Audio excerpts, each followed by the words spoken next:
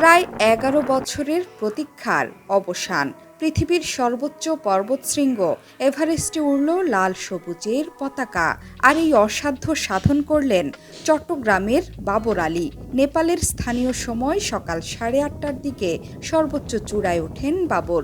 সামাজিক মাধ্যমে বাবরের সংগঠন ভার্টিক্যাল ড্রিমার্সের পক্ষ থেকে দেওয়া বার্তায় জানানো হয়েছে সুখবর। বলা হয়েছে, সৃষ্টিকর্তার কৃপা এবং লাখো শুভাকাঙ্ক্ষীর দোয়ায় বাবরকে ক্ষণিকের জন্য নিজের চূড়ায় স্থান দিয়েছে প্রকৃতি মাতা। বিষয়টি নিশ্চিত করেছেন বেস ক্যাম্প ম্যানেজার ও আউটফিট মালিক। জানান, ক্যাম্প 4-এ নামার পথে আছেন বাবর। সেটি ডেথ জোন হওয়ায় যোগাযোগ সম্ভব নয়। গেল 1 এপ্রিল বাংলাদেশ থেকে নেপালের উদ্দেশ্যে রওনা দেন এই বীর। প্রস্তুতি শেষে 4 এপ্রিল কাঠমান্ডু থেকে উড়ে যান লুকলা বিমানবন্দরে। এরপর এভারেস্ট বেস ক্যাম্পের উদ্দেশ্যে শুরু হয় তার পথ চলা। সেখানে পৌঁছান 10 এপ্রিল। ভার্টিক্যাল ড্রিমার্সের সংবাদ বিজ্ঞপ্তিতে বলা হয়েছে, এভারেস্ট অভিযানের অন্যতম গুরুত্বপূর্ণ কাজ হল উচ্চতার সঙ্গে খাপ খাইয়ে নেওয়া। এজন্য একাধিকবার উচ্চতায় ওঠানামা করেছেন বাবর। 26 এপ্রিল বেস ক্যাম্প থেকে এভারেস্টের ক্যাম্প 2 পর্যন্ত ঘুরে এসে উচ্চতার সঙ্গে মানিয়ে নেওয়ার পর্ব সমাপ্ত করেন।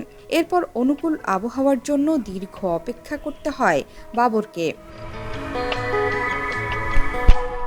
14 মে মাঝরাতে বেস ক্যাম্প থেকে বাবরের যাত্রা শুরু হয় চূড়া অভিমুখে। প্রথম দিনেই সরাসরি উঠে যান ক্যাম্প 2-এ। পরিকল্পনা অনুযায়ী সেখানে 2 রাত কাটিয়ে 18 মে উঠে যান ক্যাম্প 3 এবং 19 মে পৌঁছান ক্যাম্প 4-এ। 26,000 ফুট উচ্চতার এই ক্যাম্পের ওপরের অংশকে বলা হয় ডেথ জোন। 18 মে মাঝরাতে আবারও শুরু হয় বাবরের যাত্রা। 19 মে ভোরের প্রথম আলোয় 29,031 ফুট উচ্চতার মাউন্ট এভারেস্টের শীর্ষে ওড়ান বাংলাদেশের পতাকা। এভারেস্ট বিজয়ের পর বাবরের পরবর্তী গন্তব্য লোৎসে অভিযান। চট্টগ্রাম মেডিকেল কলেজ থেকে MBBS পাশ করেছেন 33 বছর বয়সী বাবর আলী। এরপর শুরু হয় তার পেশা জীবন। যদিও মনে ছিল দেশ বিদেশে ঘোরার নেশা। গেল বছরের 13 এপ্রিল কাশ্মীরের রাজধানী শ্রীনগর থেকে সাইকেল যাত্রা শুরু করেন বাবর। 1 মাসের চেষ্টায় প্রায় 4000 কিলোমিটার পথ পাড়ি দিয়ে তামিলনাড়ুর কন্যাকুমারী গিয়ে থামেন তিনি। পথে যেতে যেতে 13টি রাজ্য ও কেন্দ্রশাসিত অঞ্চলের মনোরম দৃশ্য উপভোগের সুযোগ হয়েছিল তার। এর আগে 2019 সালে পরিবেশ রক্ষার ব্রত নিয়ে বাংলাদেশের 64 জেলা হেঁটে পার করেন তিনি। এসব অভিযান নিয়ে আছে তার লেখা বইও। শতাধিক বছর আগে থেকে পৃথিবীর সর্বোচ্চ শিখর মাউন্ট এভারেস্টে শুরু হয় মানুষের অদম্য অভিযান। 1953 সালের 29 মে নেপালের শেরপা তেনজিং নোরগেকে সঙ্গে নিয়ে প্রথমবারের মতো বিশ্বের সর্বোচ্চ পর্বতশৃঙ্গ মাউন্ট এভারেস্টের চূড়ায় উঠেছিলেন নিউজিল্যান্ডের পর্বতারোহী এডমন্ড হিলারি। আর 2010 সালের 23 মে প্রথম বাংলাদেশি হিসেবে এভারেস্টের শীর্ষে ওঠেন মুসা ইব্রাহিম।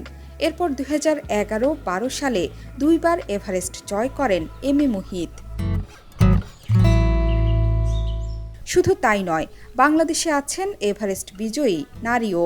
প্রথম বাংলাদেশি হিসেবে 2012 সালের 19 মে এভারেস্টের চূড়ায় ওঠেন নিশাত মজুমদার। সেই মাসের 26 মে এভারেস্ট জয় করেন ওয়াসফিয়া নাজরিন। এই ভয়ঙ্কর পর্বত আরোহণ করতে গিয়ে প্রাণও দিতে হয়েছে বহু মানুষকে। তালিকায় আছে বাংলাদেশির নামও।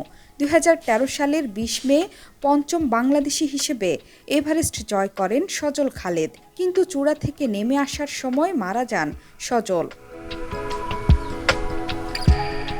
জোহরা চৌধুরী সেতু, 71।